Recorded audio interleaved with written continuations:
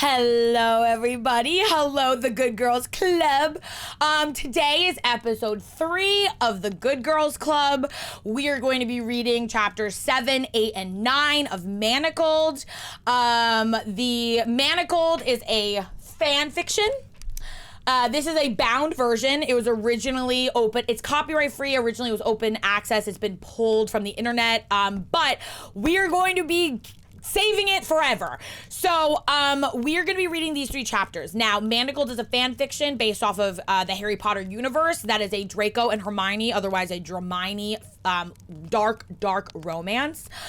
Please be warned.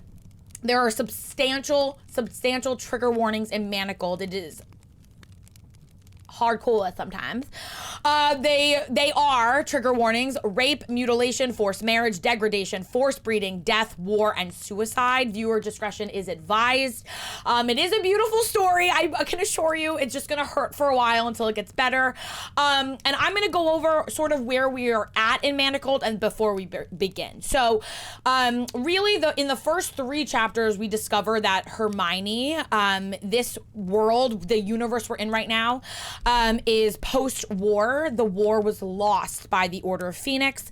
We find out that Voldemort killed Harry, and after Harry fell, very shortly after, the Death Eaters basically overthrew Order of Phoenix. We find out that basically all of the OG main characters, Professor McGonagall, Lupin, Tonks, all of the Weasleys, have all been brutally butchered and murdered, mostly at the hand of someone called the High Reeve. We'll get into the High Reeve in a second, just remember that. And then we find out that our Hermione Granger was held captive in Hogwarts, which has been taken over by Voldemort and the Death Eaters, in a basically solitary confinement with sensory deprivation for 16 months. During that time, she occluded, which means she had manacles, magical manacles on her wrists, which were preventing her from doing any externalized magic. Without her really being fully aware of what was going on, she was internally protecting specific memories within her brain post-war. And created like what they described as almost little pearls within her brain. We find out that once Hermione is pulled out from the basement, we find out that the Voldemort has created a breeding program, very a la Handmaid's Tale, because purebred wizards are not being able to procreate because, hate to break it to you, incest doesn't create really healthy babies, and purebred wizards are coming from the same families. But anyways, so they take only female wizards, and they create a breeding program under a doctor and Professor Umbridge. They give the female witches very special manacles. These manacles are tethered to the witch who's wearing them, and also to the wizard that these women will be assigned to. They are also given some sort of brainwashing from Umbridge to be obedient, to obey, and to allow them to be bred with. We find out that our Hermione is assigned to someone named the High Reeve. The High Reeve is the right-hand man of Voldemort. Evidently, he can use the killing curse more than even Voldemort can without really any repercussions. And we find out that the High Reeve is Malfoy. So the next 3 chapters, Hermione is now in a bonnet, in a scarlet garb, and she is whisked away to Malfoy Manor. We find out Malfoy is married to a Greengrass, Astoria, I think it was Astoria Greengrass. And Malfoy tries to use his legamancy, which is basically brain rape, to figure out what Hermione is hiding in her memories. And it's very painful. Also, again, heed the trigger warnings. In the last chapters, Hermione was raped by Malfoy. He basically sends a table up to her room and gets down to business and then leaves. He doesn't touch her. He doesn't really interact with her in any way. But yes, he does do that. And then we also find out that obviously Hermione is dealing with some substantial PTSD because she was in sensory deprivation for so long that she is having trouble even just walking out into the hallway. So that is where we are at. And I don't think I really left anything else out from that point. So we are going to get to chapter 7 now. And I highly, again, encourage you to, if you haven't caught up, please do listen to the first 2 chapters on YouTube. They are worth the listen, but we're going to start chapter 7 right now if you are ready. So, here we go. Chapter 7. The following 3 days pass in much the same manner. The table appeared promptly at 7:30 each evening. Hermione went and leaned over it a few minutes before 8 o'clock. Malfoy entered, performed, and then left without a word. Hermione recited poetry to herself and tried to take her mind as far away as she possibly could. Anything to not think about what was happening to her body. She wasn't there. She was lying across a table because she was tired. She was tracing her fingers across the subtle grain of the wood. Perhaps it was oak or walnut. As soon as she was permitted to leave the table, she would climb into bed and pray for sleep to come. She wasn't allowed to wash until the following morning, and she didn't want to feel the fluids between her legs. She tried not to think about it, not while it happened, not afterward, not the next morning. She just tried not to even think about it. There was nothing she could do. She tried to shove it away into a corner of her mind, take her mind as far away from her body as she could, and stay there. When she woke the morning after the 5th day, she wanted to weep. She was so relieved it was at least temporarily over. The dead sensation of horror that resided in her stomach felt faintly eased.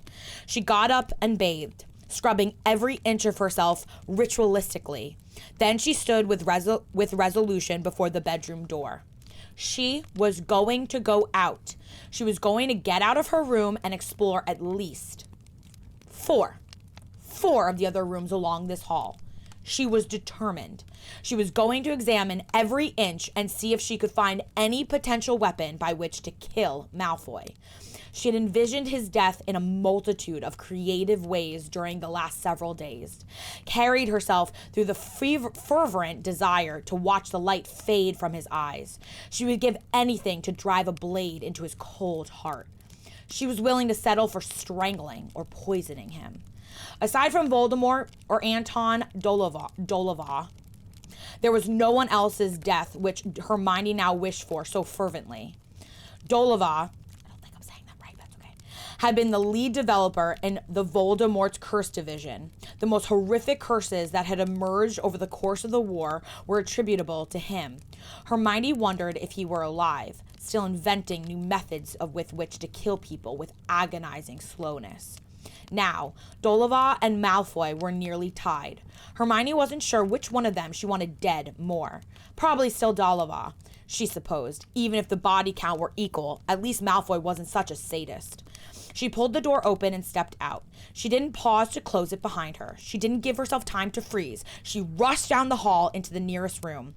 When the door was shut, she dropped her head against the frame and forced herself to breathe. Slow, deep breaths. Air all the way down into the bottom of her lungs and then slowly out to a count of 8.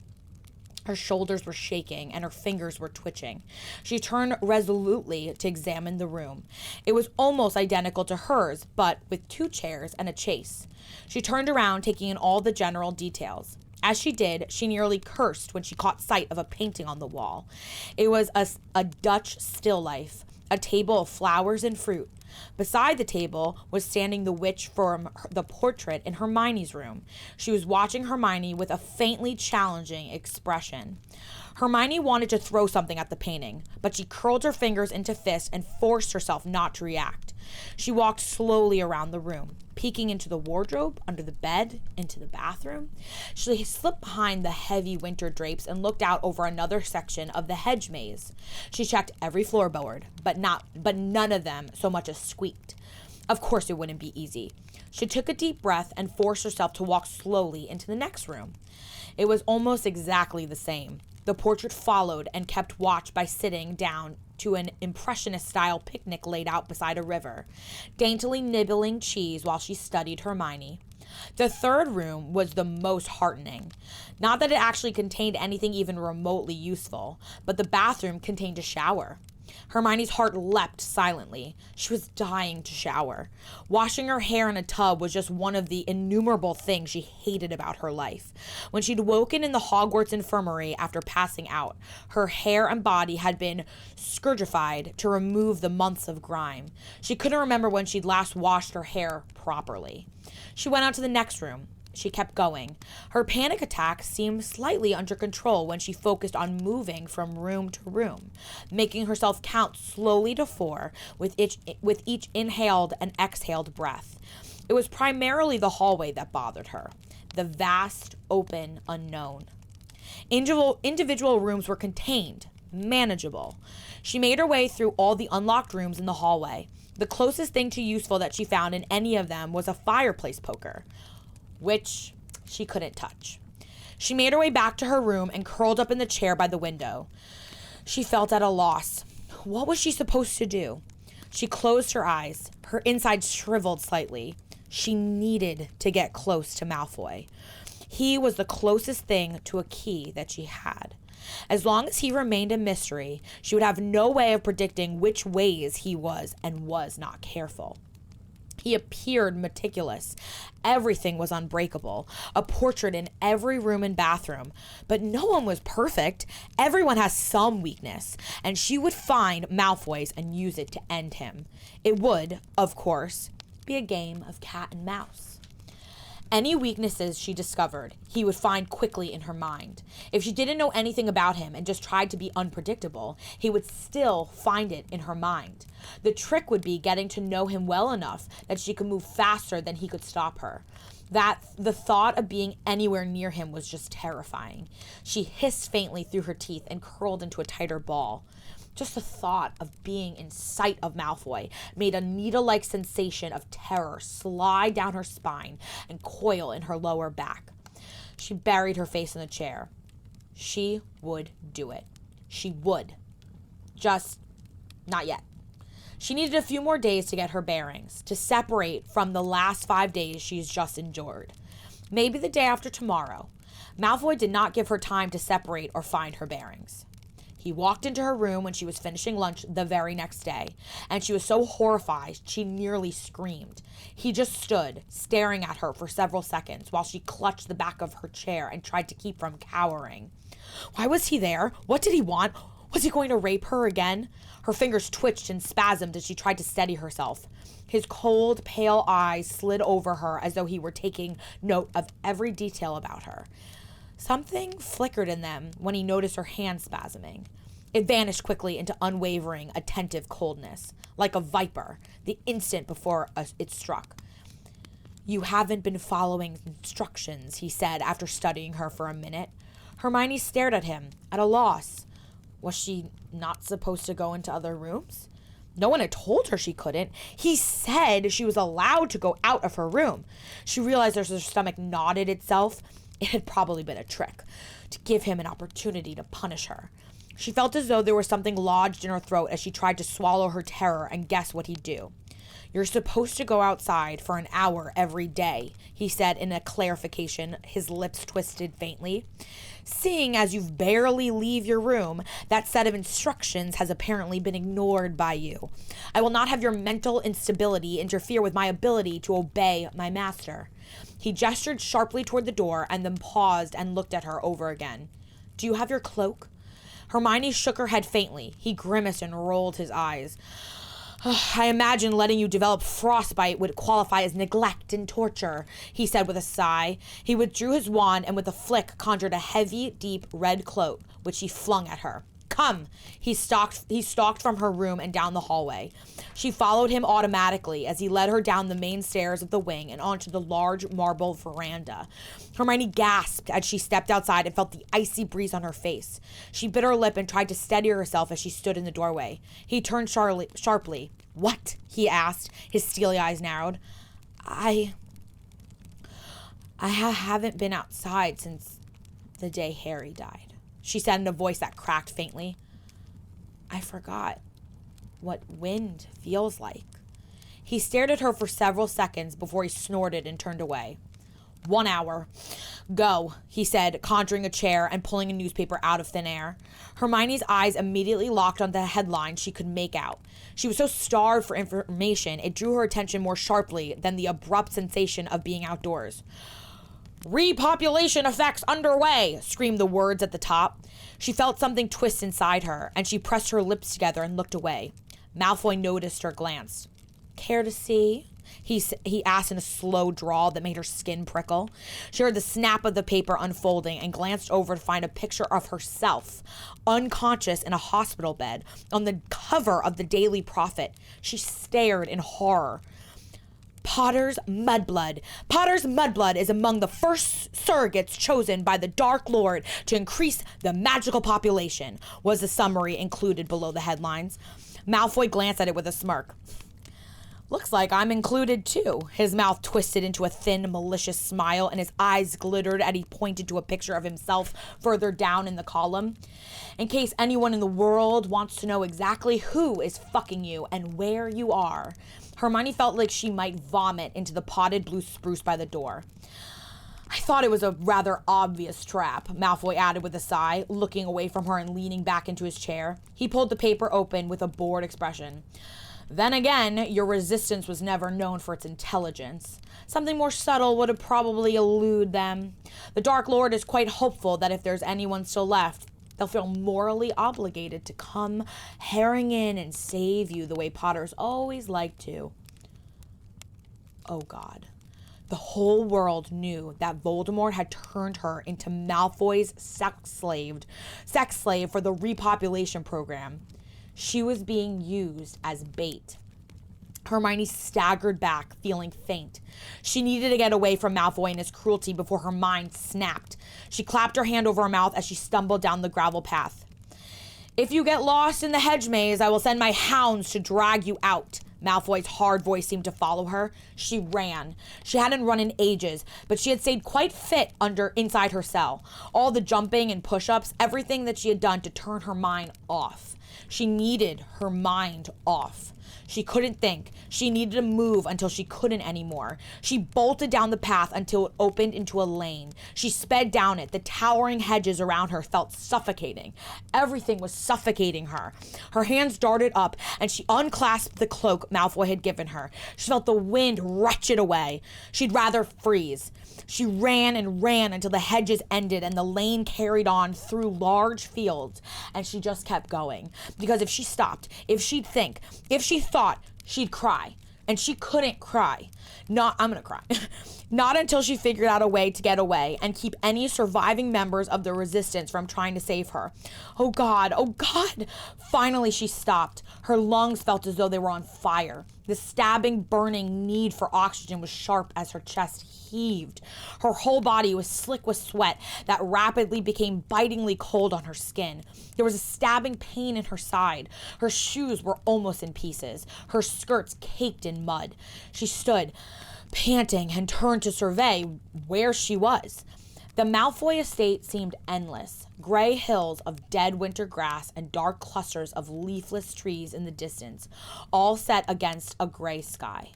It felt as though all the color had been leached out of the world, except her. She stood in scarlet red, stark against the monochrome. She pressed her hands over her mouth, and she just kept gasping and panting. When her chest finally ceased heaving, she became gradually aware of how cold she had become. There was a sharp wind that cut through the flimsy clothing she wore. Her hands were growing starkly white. She could feel her cheeks and the tip of her nose slowly begin to hurt. There was an icy sensation in her toes beginning to radiate up her legs as water soaked into her shoes. Meet Asana, a work management platform that helps companies get more done and save. A stark against the monochrome. She pressed her hands over her mouth as she kept gasping and panting. When her chest finally ceased heaving, she became gradually aware of how cold she was becoming. There was a sharp wind that cut through the flimsy clothing she wore. Her hands were growing starkly white. She could feel her cheeks and the tip of her nose slowly begin to hurt. There was an icy sensation in her toes beginning to radiate up her legs as water soaked into her shoes and up her stockings. She turned to look back in the direction she had come. The hedges were tiny in the distance. She pressed her icy hands against her eyes for several minutes, trying to think. There was nothing new, nothing more she could do. Her plan remained the same. Nothing had truly changed. Her situation was exactly the same as it had been the night before. The only difference was that her knowledge of it had broadened slightly. The options was still just as limited. The stakes had simply been raised further. She slowly turned back. She doubted Malfoy would really send hounds after her. Getting mauled by a pack of hunting dogs would potentially interfere with her reproductive abilities.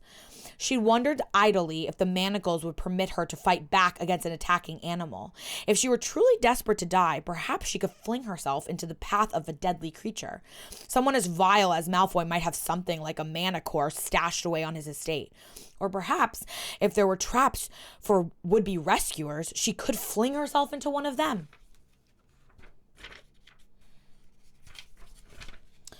Her teeth started chattering as she continued down the lane toward the hedges. She was too tired to run again and to try to warm herself.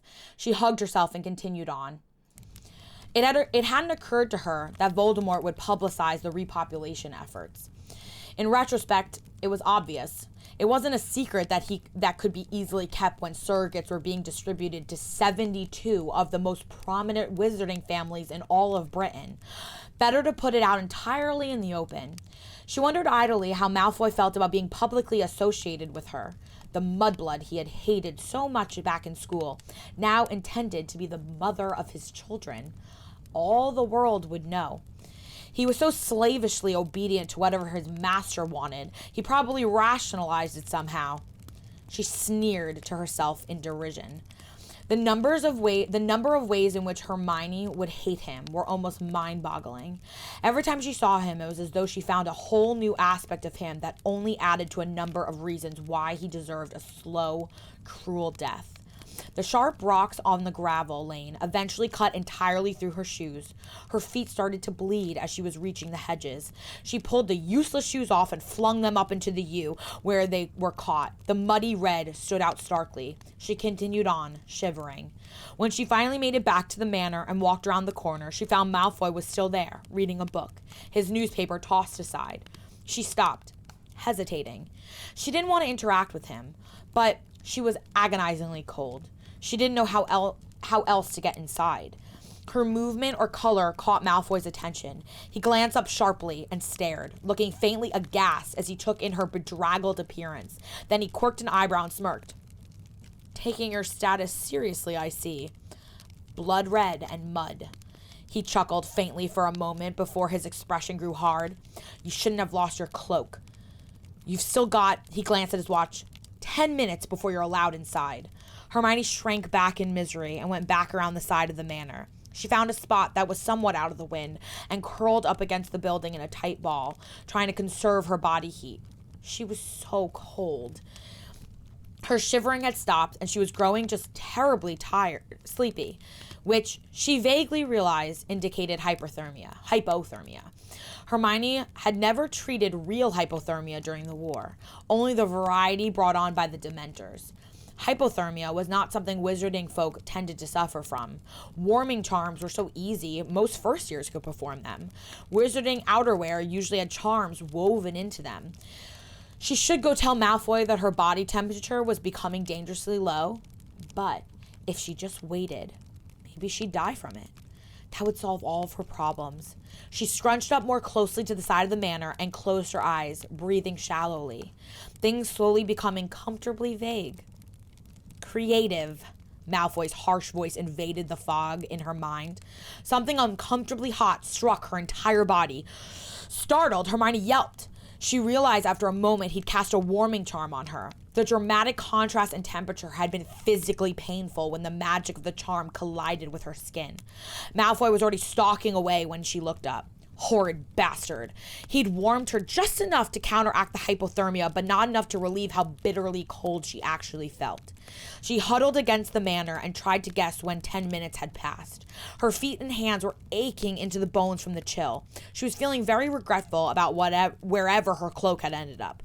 Apparently, she did still have a little bit of Gryffindor impetuousness left. She just enough to allow herself to occasionally do very stupid things. Now that her rage and horror had eased slightly, she was able to appreciate her impulsive idiocy more.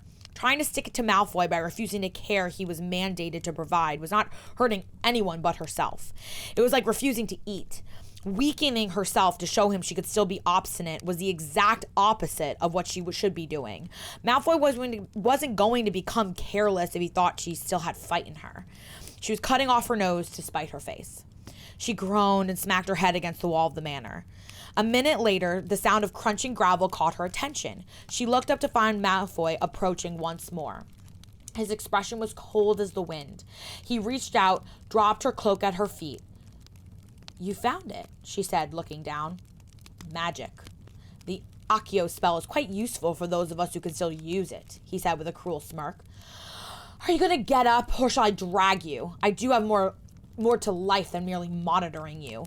There are so many muggles still alive. There are also several house elves I haven't kicked lately." He smiled thinly at her.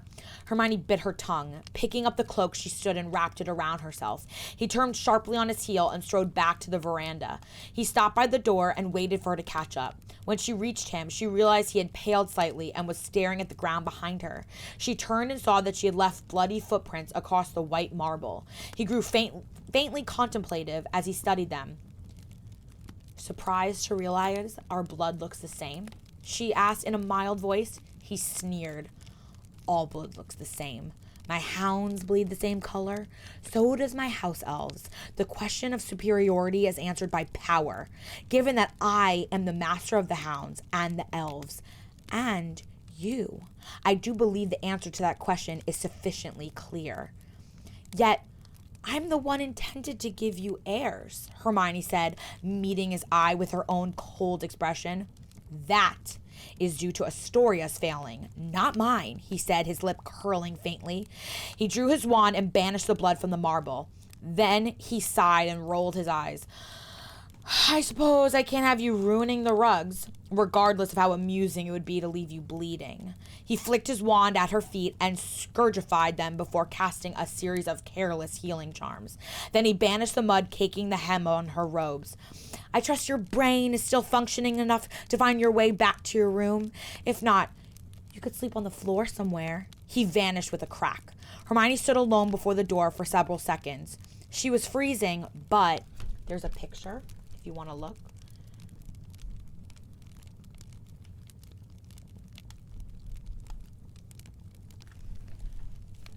But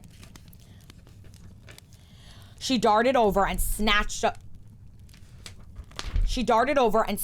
the copy of the Daily Prophet that had been left lying on the ground. Slipping through the door, she moved just enough into the hallway to get away from the biting cold before she hurriedly opened it and began devouring every bit of information it contained.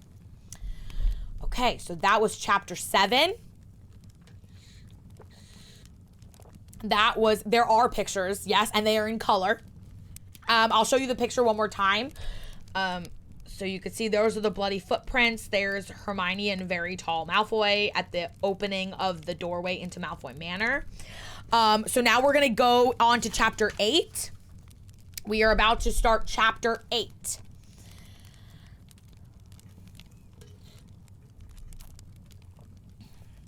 Chapter 8. Repopulation efforts underway. Potter's mudblood is among the first surrogates chosen by the Dark Lord to increase the magical population. Hermione read on. The phase of the British repopulation efforts have begun. Eligible half-blood and mudblood surrogates have been assigned to many of Britain's most eminent wizarding families in the hope of improving the wizarding population. The assignments have been personally approved by the Dark Lord himself in consultation with healer Lydia Stroud, who has spent her career specializing in magical genetics and wizarding fertility. Most notable among the surrogates is Mudblood Hermione Granger, last surviving member of the terrorist cell known as the Order of the Phoenix. The witch has had reputation from a young age for her romantic associations with famous wizards. This was particularly notable in 1994 with not one but two tri-wizard competitors, Harry Potter and Victor Crumb. Now she may have found her way into the bed of her most powerful wizard yet, Draco Malfoy, most renowned for his assassination of Warlock Albus Dumbledore at the tender age of 16, has long been an esteemed Death Eater. The Prophet has confirmed with several sources that Surrogate Granger was delivered to Malfoy Manor just over a week ago. Since Lucius Malfoy abdicated his title of Lord to his son following the death of Narcissa Malfoy in 2001, the family line has been without a succeeding heir. Unfortunately, young Lord Malfoy cannot become too attached to the traitor warming his bed.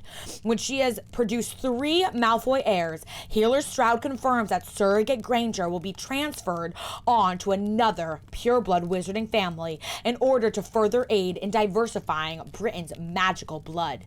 If the results from the diversification efforts are as successful as anticipated, Healer Stroud hopes that such efforts will begin healing rolled out across wizarding Europe within a year. So, Malfoy was the one who had killed Dumbledore. Another name on the list of those murdered by the High Reeve. Lucius was still alive somewhere. There was no mention of other women in the breeding program. Hermione's eyes raced across the other columns, gathering up every scrap of information. The next column listed executions within Britain that had been performed by the High Reeve. There was a picture, several wretched-looking men and women on their knees upon a platform. Behind them, in black robes and an ornate mask, stood the High Reeve. In the picture, he drew his wand and, with a casual flick, killed the first person. He barely spared the falling body a glance before casting a second curse on the next person. The picture's loop was only a few seconds long, but Malfoy killed 3 people on the platform before it began again. Hermione stared, taking in every detail. Knowing that it was Malfoy made it obvious that it was Malfoy. The casually elegant posture, the indolent casting, the deadly coldness that seemed to radiate from him. However, neither the article about the repopulations effort nor the column regarding the executions made any reference to the fact that Malfoy was the High Reeve, as though the title and its bearer were separate. The anonymity was surprising. The newspaper didn't even offer any speculation regarding the High Reeve's identity, as though it weren't permitted to print such a thing. Hermione mulled over that detail. The High Reeve was Voldemort's right hand, his representative. Hermione wondered if the anonymity was in Voldemort's interest or Malfoy's. She suspected it was likely Voldemort's, the Dark Lord who had an exceptionally powerful puppet. Even Voldemort himself, when he killed Harry, had not cast the killing curse with such rapidity and lack of effort. It wouldn't do to allow Malfoy the opportunity to gather his own followers, accumulate personal power, and then try to overthrow his master. Forcing Malfoy to keep himself anonymous behind his title, only allowing it to be known by Death Eaters and other trusted servants, it was probably a means of controlling Malfoy. Voldemort was keeping Malfoy quite close. Perhaps Malfoy had secret ambitions that Voldemort worried about. It also made Malfoy the perfect trap for resistance fighters. If anyone tried to save Hermione, they would assume they would simply be attacking a pampered second-generation Death Eater. They'd have no idea they were walking into the grasp of the High Reeve, Voldemort's most infamously deadly servant. Hermione skimmed through the rest of the paper. Northern Europe was still not under Death Eater control. Voldemort was moving aggressively to bring the Scandinavian countries to heel. Apparently, the vampires, hags, and other dark creatures that had been brought to Britain during the war had moved up into Northern Europe during the last several months. There was no mention of insurrection in Romania. No mention of any known members of the resistance still fighting. Pius Thickines was still the Minister of Magic. There was a Tri-Wizard tournament planned for the upcoming year. Several pages were devoted to the international Quidditch matches. Apparently, the diversion of sports retained its appeal even under dystopian regime. The rest of the paper was composed of society pages. Astoria Malfoy was quite the socialite. She attended every event, bought tables at charities, and donated lavishly to post-war memorials. Malfoy was largely absent from the society pages, only occasionally joining his wife. Hermione read every word, including the advertisements, looking for any hints, any subtext, anything that might be spoken, unspoken, but implied. If such things were included in the news, Hermione was too ignorant of current events to detect them. Finally, she refolded the newspaper carefully with her stiff fingers and returned it to the place it had been abandoned on the veranda. She massaged her freezing hands as she hurriedly made her way up through the manor. She was surprisingly not having a panic attack by wandering back by herself. Perhaps it was only because she was so distracted by the cold. She crossed her fingers and hoped. The route back to her room was simple. The moment she returned, she rushed into the bathroom and turned on the cold water. She let it run over her numb hands until feeling gradually seep back into them and the water stopped feeling hot. Then she turned on the taps of the bathtub and drew a warm bath. She sank into the water with a sigh, relishing the relief from the cold ache throughout her freezing body. She rubbed her feet and ankles until the last bits of grime disappeared from them. After living in a cell for so long, she was never going to take being clean for granted again. She didn't know if she'd ever get over the newfound thrill of sinking up to her neck in a large quantity of water. It was the one and only high point in her existence currently. The same could not be said for the food, which, although clearly expensive in its ingredients, was intended to be solely nutritional. She didn't know much about pre-pregnancy diets, but she didn't see why she was only allowed to eat unsauced, unsalted, and overcooked vegetables, rye bread with unsalted butter, boiled meats, and poached eggs, also without salt. She would kill for a bag of crisps. As she sat in the water, slowly warming up, she considered the revelation of the day. Her surrogacy under the careful watch of Malfoy was being used as bait. The taunting, luring language of the front page article was enraging. A precisely balanced tone, seeking to simultaneously dehumanize Hermione in order to prevent pity from the general public, while endeavoring to stoke outrage among any sympathizers. Hermione wondered what sorts of safety measures had been put in place to catch would-be rescuers. Were there other Death Eaters stationed in Malfoy Manor?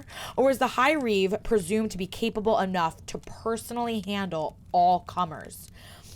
If it were the former, Hermione would have to keep watch and try to discover them. They would be an added complexity for her escape, unless she could somehow invoke their sympathy, or perhaps try tricking one of them into killing her if it came down to it. A highly ambitious and dubious scheme, given that Malfoy would probably find the idea in her mind long before she had a chance of enacting it.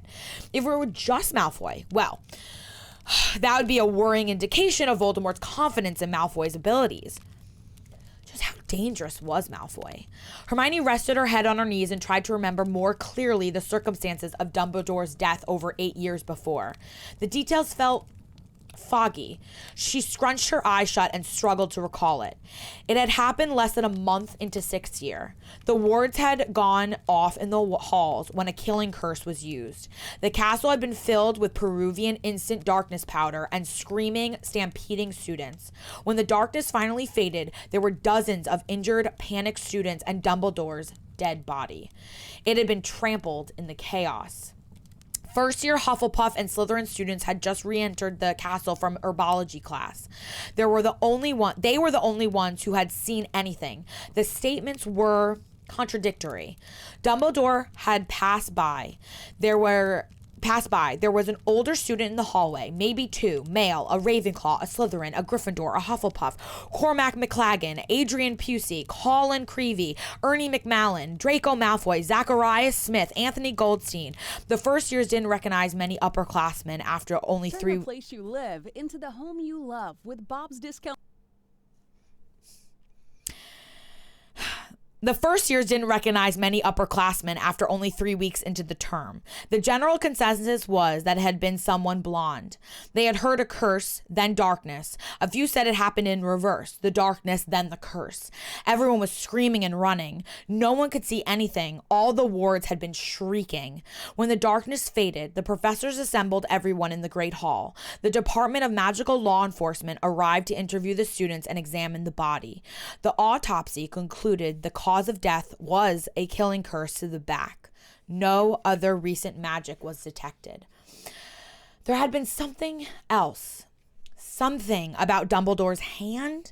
Hermione tried desperately to remember. It felt like it had been an important detail. The memory danced out of reach. All the older students named by the first years were interviewed and cleared of suspicion. All but Draco Malfoy. He was absent. The castle and grounds were searched. He was gone. Aurors were dispatched to Malfoy Manor and found it impenetrable. He was presumed guilty. Whether he'd personally cast the curse, had help, and why he'd done it had been unanswered questions. The Order had assumed it had been an attempt to redeem the Malfoy family after Lucius' failure and imprisonment following the battle in the Department of Mysteries. Hermione couldn't remember it ever being confirmed that Malfoy had killed Dumbledore.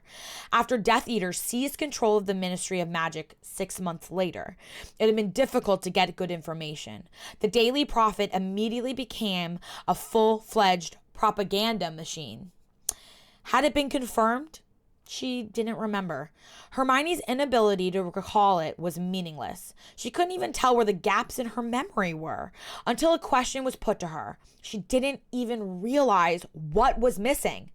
When she tried sorting through her memories magically, it was like crawling through tar, exhausting, almost futile. If she poured more than the barest strand of magic into attempting it, the manacles activated and sucked everything away. The clearest sense she had of where she lost memories were located was from Voldemort, Snape, and Malfoy's various efforts to break into them. The pain, shock, and trauma had blurred the details. It seemed as though there were few lost memories scattered throughout the war, but the majority were concentrated in the last year, right up to her imprisonment. The gaps in her knowledge tore at something inside of Hermione. She was desperate to know what she was missing, but terrified of recovering the information. It made her feel as though she were walking through a minefield. She had no idea what even the missteps might be. Trying to accept the loss of information, of understanding, was like a sensation of bitter poison inside her. Why had they lost the war? Couldn't she at least remember that? It was as though she and Malfoy were playing games of chess, but only he could see the board. She was so desperate for any scrap of knowledge that as soon as she knew, so would her enemies. Her ignorance was simultaneously a shield and a weapon. It was buying her time to escape, but it might come down upon her at any moment. For some reason, she was almost certain it would bring her end with it. It felt like the sword of Damocles above her head. Her fingertips were shriveled from the water when she finally climbed out of the bath. She felt drained. She climbed into the bed and hugged a pillow to herself. Her mind ran on and on, full of questions she had no answers to. The next day, Malfoy appeared again immediately after lunch. Hermione's heart sank, but she pulled on her cloak and followed him docilely. Just walking behind him made her heart pound. She wondered if he could feel it through whatever it was he had monitoring her. When they arrived at the veranda, Malfoy immediately conjured a chair and seated himself, flicking open a newspaper. The front page story was about a new monument in honor of Voldemort. It had been unveiled in Diagon Alley. Hermione stood awkwardly beside the doorway, wondering where to go. She glanced over to Malfoy and started to open her mouth to ask a question, but it was like her body swallowed it before she could force the words out. Quiet. She couldn't initiate conversation. She stared out bitterly at the hedge maze. She'd supposed she would just go and wander around aimlessly. She started walking away, but as she did so, a faint sense of discomfort crept over her. She looked up and took in the open gray sky. Her heart seemed to abruptly stall. It was though all the oxygen and sound that existed were abruptly sucked away, and there was simply a void of vast endlessness before her.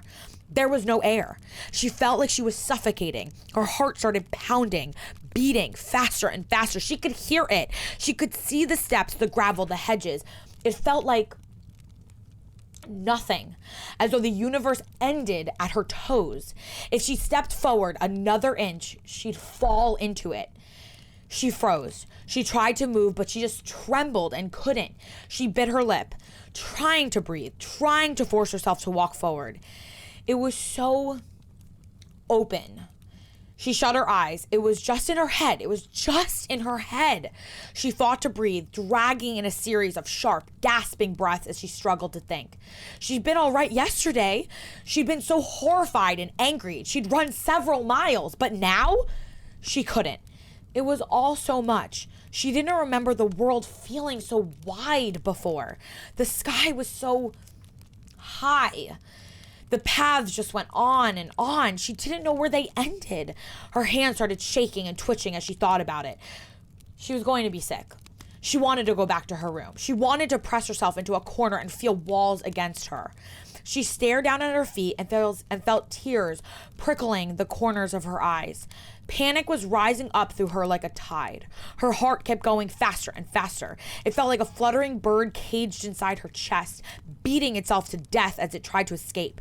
Hermione pressed her hands over her mouth and tried to keep from hyperventilating.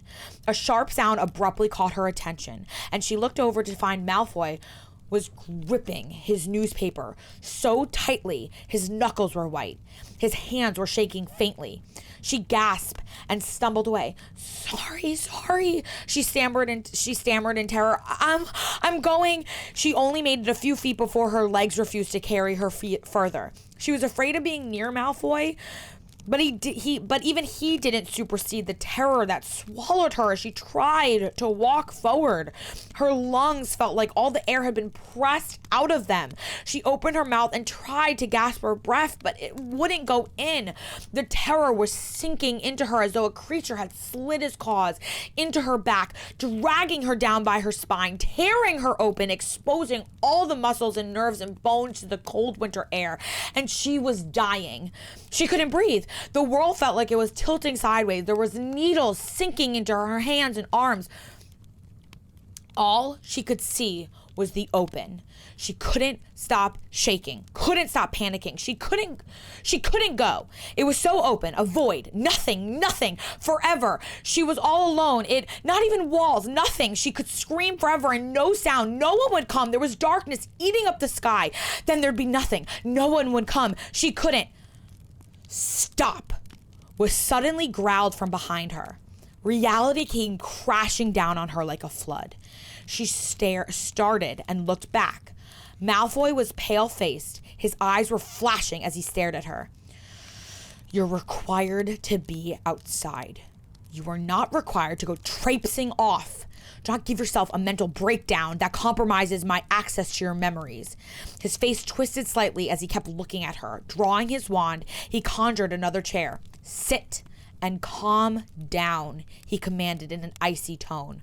Hermione dragged in a deep breath and let her feet carry her over, trying not to dwell on the flood of relief that came over her. She seated herself and stared down at her hands as she worked to regain control of her breathing. She was in a chair. She was in a chair next to Malfoy. She was not in a void. There wasn't a void. There was a marble underneath her feet. She didn't have to go anywhere. She was in a chair. I'm gonna cry. She inhaled slowly to a count of 4. Exhaled through her mouth to a count of 6. In and out. Again and again. She was in a chair. She didn't have to go anywhere. Her heart slowly stopped pounding, but her whole chest hurt. Once her chest stuttering eased, she tried to force her fingers to stop twitching. They wouldn't. So she sat on them. As her mind fully cleared from her panic, a lash of bitter despair struck her. She was broken. She was. There was no point in denying it. Mentally, something inside of her fractured during her imprisonment, and she didn't know how to fix it. She couldn't reason her way through it. It swallowed her from the inside. She stared down at her lap. Tears slid from the corner of her eyes, down her cheeks, and along her lips before falling. The sharp cut of the wind made them feel like ice on her skin. She smeared them away and drew her cloak around herself more tightly, pulling up the hood. The cloak was almost smothering her with the warmth it provided, but Hermione still felt cold with horror as she sat silently on the veranda, trying to think. She'd been all right yesterday. She'd been all right. Why? Why hadn't it bothered her then? Some kind of agoraphobia, it must be. Somehow, in the cell, without light or sound or time, she latched onto the security of the walls. The containment had become the only constant in her life. So now, whenever she was free of the urgent horror of her current situation, whenever she had time to think, the sense of openness created a fear that swallowed her. Outdoors was far worse than the upstairs hallway. Maybe she'd just been unprepared. Maybe now that she knew, she'd be able to push through the panic. If she gave herself manageable goals, walk down the steps, walk across the gravel, walk to the hedge. If she paced herself, she certainly wasn't going to be getting lost in the hedge maze anytime soon. Her stomach twisted. Her timeline for escape kept getting longer. She hadn't even had a chance to investigate options for getting away. The longer she took, she might get pregnant. She might already be pregnant. If it weren't every additional month being ordered over the table increased the odds that she would be. She wanted to cry. She glanced over at Malfoy, who was studying Quidditch scores avidly. What useful information was she supposed to learn about him? All he did was seethe and read and then go away and murder people. She was never going to escape. She was probably going to die on the estate. She studied him in despair. He was just cold, angry. Icy rage seemed to hang over him. She could feel dark magic twisting around his edges. Who did he hate so much? Was he like Lucius, blaming the Order of Narcissus' death? Were all those killing curses revenge? Was that what fueled his rise? Everything about him had changed. There didn't appear to even be a shred of the boy she had known for so many years before. He had grown, taller and broader. The hauntiness of his school days had faded, replaced by a palpable sense of power, deadly assurance. His face had lost every trace of boyishness. It was cruelly beautiful. His sharp, aristocratic features set in hard, unyielding expression. His gray eyes were like knives. His hair, still that pale white blonde, combed carelessly aside. He looked, every inch of him, like an indolent English lord, except for the almost inhuman coldness. If an assassin's blade were made into a man, it would take the form of Draco Malfoy. She stared at him, taking him in, beautiful and damned. A fallen angel. Or perhaps the angel of death. While she was studying him, he closed the newspaper crisply and looked over at her. She met his eyes for a moment before glancing away. "What is wrong with you?" he asked after staring at her several seconds. She flushed faintly and didn't answer. "If you won't tell me, I will just pull the answer from your mind," he said. Hermione struggled not to flinch at the threat. She stared steadily at the hedge. I think I have agoraphobia," she said after taking several deep breaths. "Something about open spaces makes me panic. Why? I don't know. It's not like it's rational," she said bitterly as she inspected the stitching on her fur cloak. The uniform needlework was something orderly to stare at, something predictable, something that made sense, something unlike her irrational mind. You have a theory, I'm sure, he said with a challenging tone, as though he were daring her to refuse to tell him, so he could just force his way into her thoughts and drag the conclusion out for himself. She felt tempted to lie, but it would be pointless. He would undoubtedly be in her mind again before she escaped. If she didn't tell him now, he'd still know by tomorrow, or the next day, or whenever he decided to investigate her thoughts again. It's probably from being in the cell for so long, she said after a minute. There was nothing. It was like a void. Everyone was dead. No one was coming for me. I was just there. And I didn't even know how long it had been. The walls were the only real thing. I guess I came to rely on them. So now when I try to walk somewhere and I don't know where it goes, I don't know. I can't. It feels like she struggled to explain the terror. It's like I'm abandoned all over again. That everyone is dead and I'm just alone, and I can handle it when my world feels small. But when I remember how big it is, I can't. I can't. She choked as her voice trailed off. She didn't know how to describe it. Words failed to capture all the irrational complexity. She stared away, at a loss. Malfoy's expression seemed to grow harder while she was talking. And yesterday, he said, after a displeased pause. I don't know. I suppose my horror exceeded my fear. He was silent for a moment before he snorted faintly and leaned back into his chair, studying her. I have to admit, when I heard it was you I would be getting, I was looking forward to being the one to finally break you, he said, and leaned toward her slightly with a hard smile.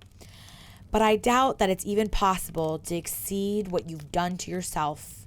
It's quite disappointing. I'm sure you'll still try, she said, looking at him in the eye. She knew that her despair was written across her face, but there was no point trying to hide it. His silver eyes glinted when he saw it. That is the end of chapter 8. That is the end of chapter 8. We are going to begin chapter 9. Chapter 9. Malfoy didn't speak to her again for the remainder of the hour. He drew a book from his cloak and set to reading it, apparently impervious to the biting cold. Hermione closed her eyes for several minutes and tried to force her heart not to pound by merely staring up into the sky. She was going to overcome it. She didn't care what it took. The days blurred together. Malfoy appeared daily, immediately after lunch, and led her out to the veranda. Once there, he usually ignored her, reading The Prophet or some book. Hermione would skitter about on the veranda, trying to find the nerve to take a walk. She could make it down the marble steps, but she froze before reaching the gravel. Unlike the hallway, she couldn't seem to overcome it. It was a line she was just incapable of crossing.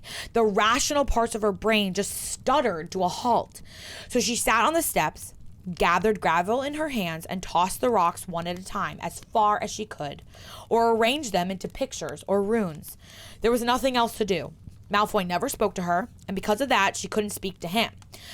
Not that she wanted to, but the indignity that she required permission grated nonetheless. The fact that the Malfoys needed no servants apparently meant that she was not expected to do anything except exist. They provided her with absolutely no means of occupying herself. No books, no paper, not even a bit of string. She was almost as bored in the manner as she had been in her cell in Hogwarts, except she was also monitored obsessively by a judgmental portrait and knew there was a mansion outside her bedroom waiting to be explored if she could only summon up the nerve to do so.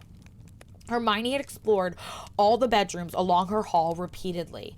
She had studied the hedge maze through all the windows until she was almost certain she could find her way through it. She was trying to find the nerve to descend the stairs and explore the other floors. She'd passed through the first floor almost 9 times with Malfoy, yet she couldn't seem to quite bring herself to do it alone. After 8 days, Malfoy did not appear after lunch. Instead, Healer Stroud walked to the door into Hermione's room. Hermione stood silently and watched the woman conjure an exam table in the middle of the room. Everyone Hermione hated seemed to force her onto tables. Voldemort, Malfoy, Stroud. Hermione walked forward before she was compelled and seated herself on the edge. Open your mouth, Healer Stroud commanded. Hermione's mouth opened automatically, and Healer Stroud lifted a potion and poured 1 drop into Hermione's mouth.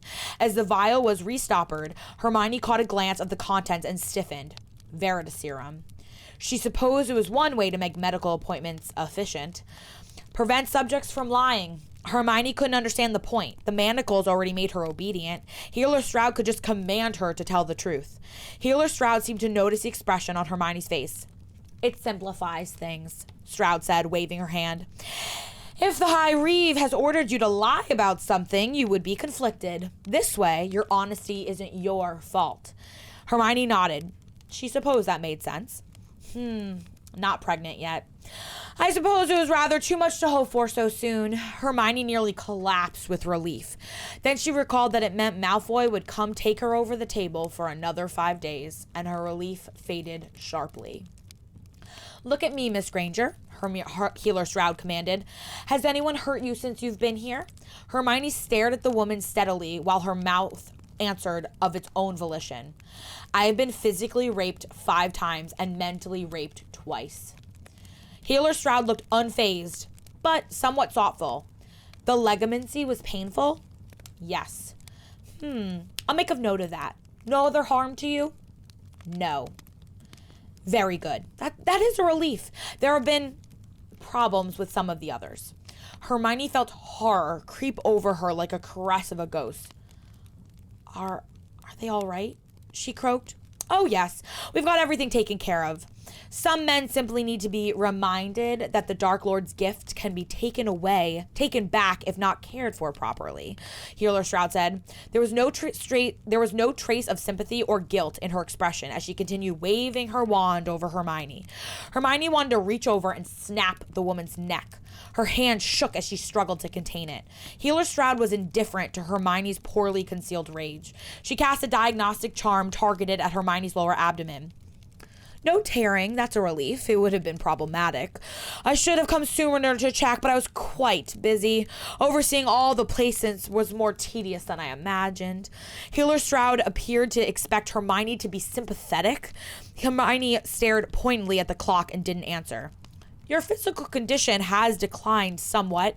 Are you going outside to exercise daily? Healer Stroud asked as an irritated expression. Hermione stiffened. Her chest tightened as she tried to breathe and answer the question indifferently. I wasn't, but the High Reeve has begun ensuring it. Are you walking? Long walks are important for the Constitution. I can't. Healer Stroud stared at Hermione. You can't?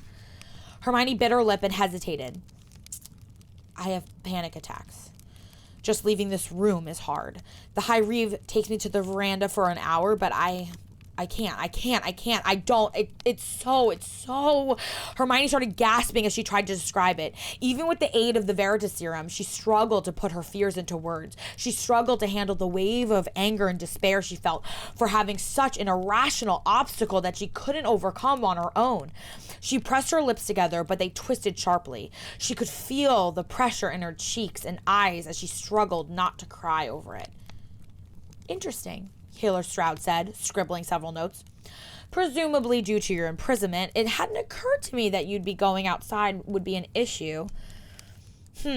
Calming drought would be insufficient, but I could put you on a permanent anxiety relief. They interfere with pregnancy, perhaps something temporary, to help acclimate you.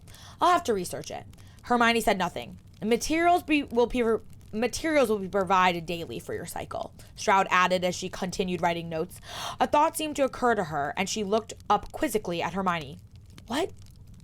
What was it that happened when you were in prison? I just bled, Hermione said. The cell was kept clean, but there was nothing provided. Stroud shook her head faintly in disapproval, as though she had some moral superiority over Umbridge in her treatment of Hermione. Anything else I should know? Healer Stroud asked Hermione. I think that you are evil and inhuman. I think that you are evil and inhuman, Hermione answered immediately. She hadn't even had time to realize the words coming out of her mouth. The Veritaserum had just dragged them forth. Healer Stroud's expression flickered for a moment. Well, I suppose I left myself open for that. Anything about your health that you think I should know? Hermione thought after a moment. No. All right then. Healer Stroud glanced over at her notes one last time. Oh, I nearly forgot. Remove your stockings. Hermione immediately pulled them off. Healer Stroud glanced over Hermione's legs for a moment and then waved her wand. A sharp, burning sensation came over her for several seconds. Hermione hissed faintly, startled. When the burn faded, she looked down and saw that her legs were bright red and irritated looking. A permanent hair removal charm. Several of the men have complained.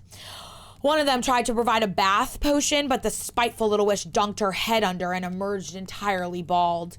Healer Stroud handed Hermione a small jar of murtlap root essence. The irritation should fade in a day or two. I'll speak to the High Reeve about your condition.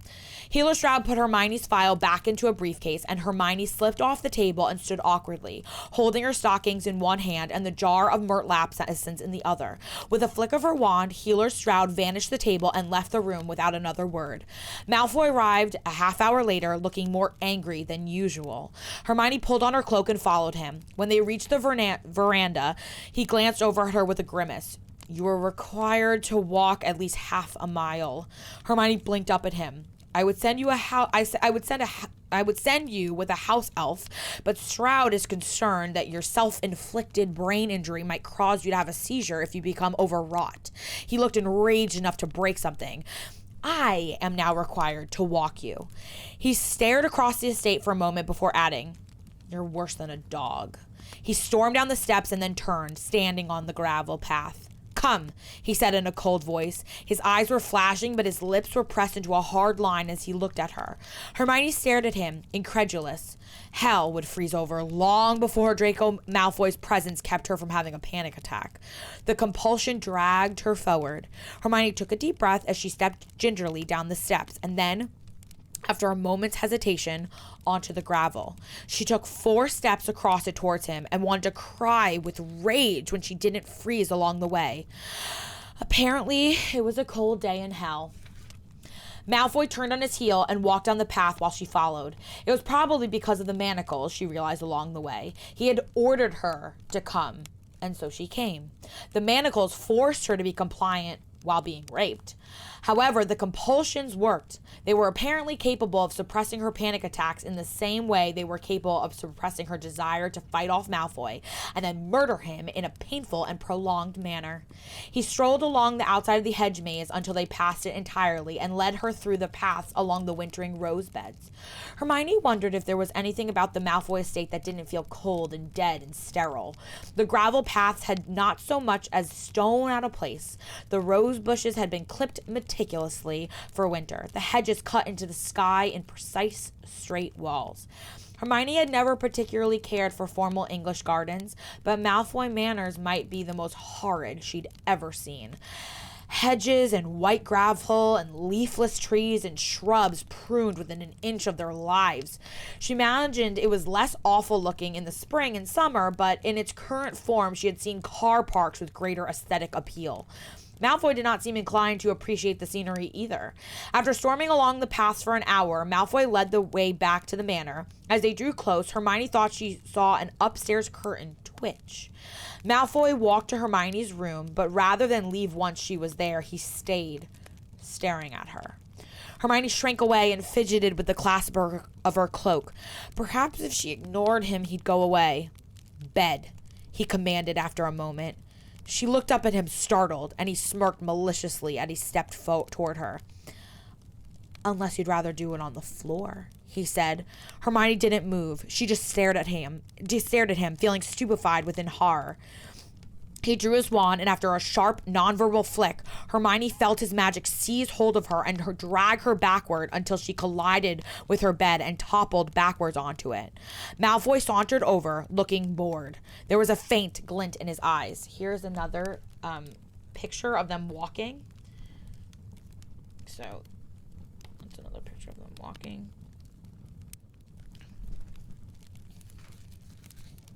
Hermione bit her lip to keep from whimpering and crossed her arms across herself.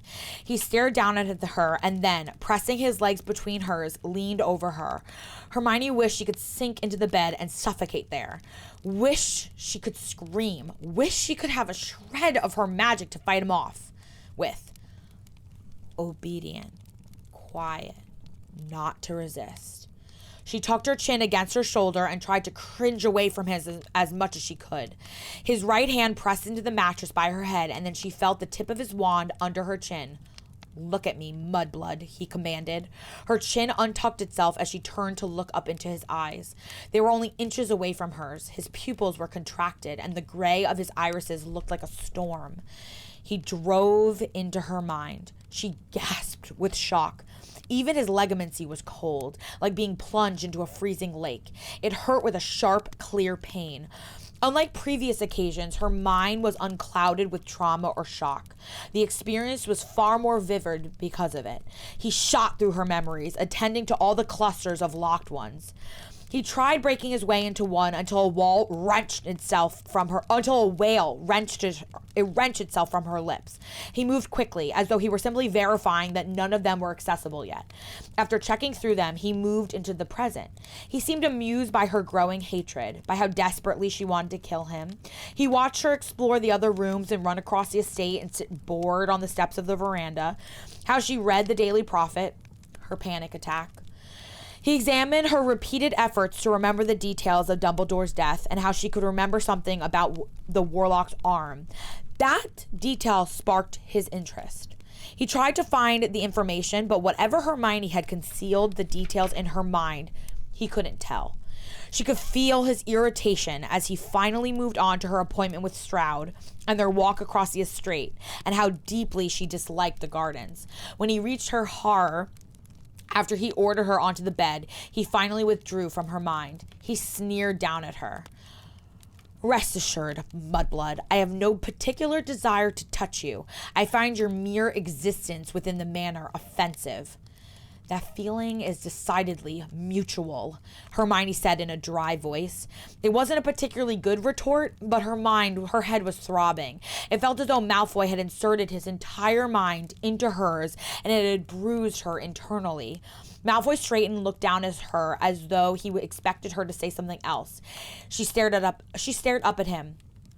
"Did you really kill Dumbledore?" He smirked and leaned against the bedpost, crossing his arms and cocking his head to the side. "You somehow forgot about that too?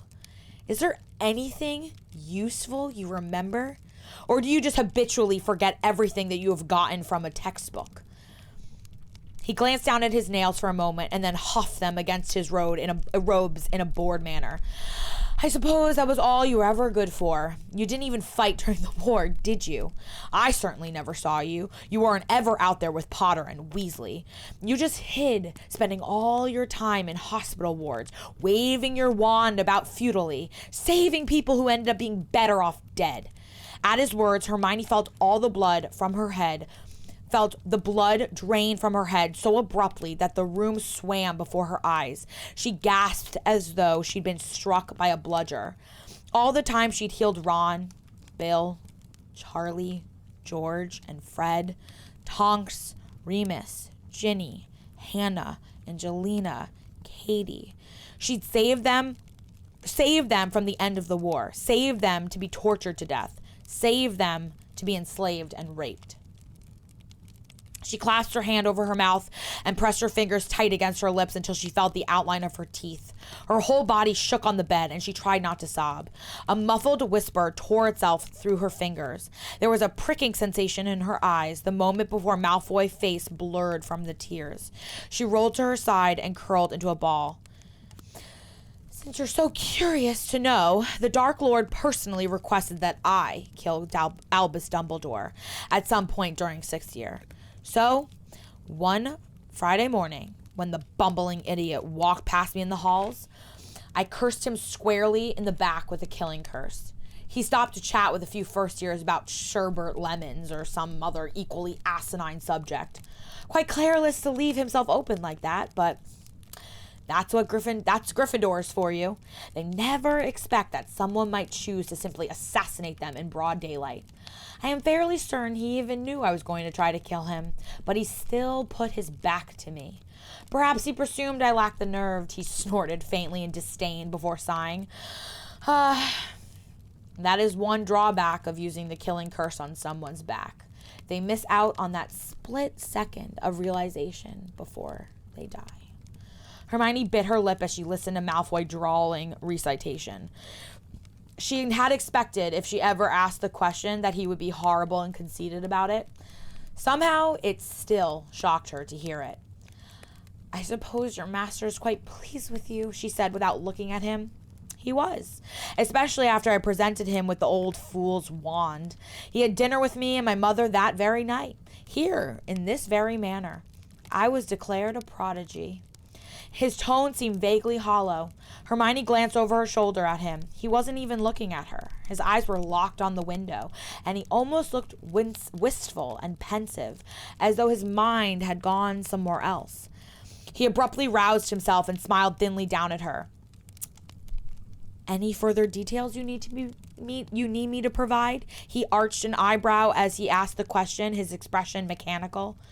No, she said, dropping her eyes from his face. That was all I wanted to know. Well, he straightened his robe and turned to leave. The outside world beckons me. Try not to have a seizure in my absence, mudblood. And that concludes chapter 9 of Manacled.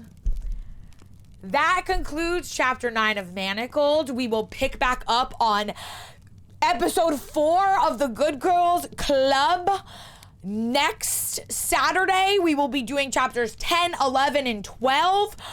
And we're going to talk about it now. We're going to talk about everything. Thank you so much for watching. And I can't wait for next week in the Smut Hut. And there's a lot, miles to go before we sleep. Thank you, the Good Girls Club. See you next Saturday.